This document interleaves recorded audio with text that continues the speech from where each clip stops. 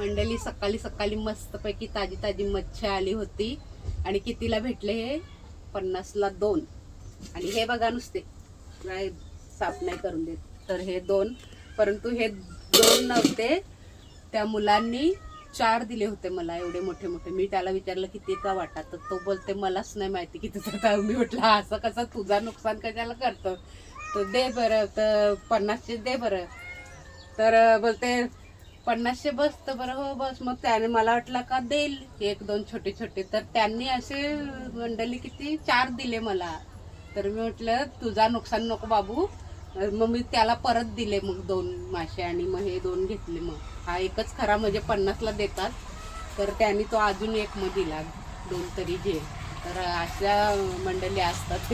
तो आमचाच होता वाडीतला मुलगा तिकडचा आलेला धरणातली ताजी ताजी मच्छी घेऊन मस्त. तर या आणि हे बघा आणि हे बघा काय करून नाही देत. आणि मंडळी घेणारे घेतात पण लगेच दिले जास्त तर चला ह्याला काही माहिती नाही घेऊ दे. तर असं नाही करायला पाहिजे. ते लोक एवढी मेहनत पण करतात.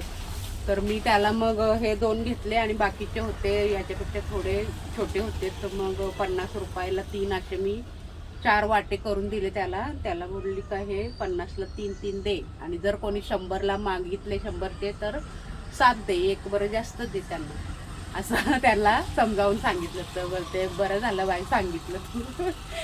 अशा तरा असतात काही कारणं काही माहिती नसते. आणि मला वाटतं तो पहिल्यांदाच आलेला असं वाटत होतं विकायला. त्याची घरवाली किंवा कोण कुटुंबदार असतील ते जातात विकायला तर त्याला माहिती नसेल असं असते.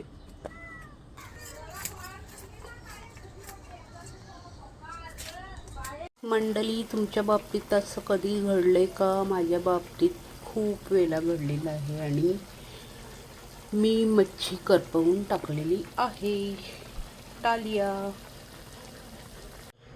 कधी विचाराच्या नादात तर कधी फोनाच्या नादात. तर तुम्ही असे आलतू फालतू विचार करू नका आणि फोनाला पण जास्त महत्त्व देऊ नका. नाहीतर हे असं माझ्यासारखं कोळसा मच्छी खावी लागेल. आमची गुणी डॉली बाळांना अगोदर खाऊ देते नंतर ती खाते. बसून बघते.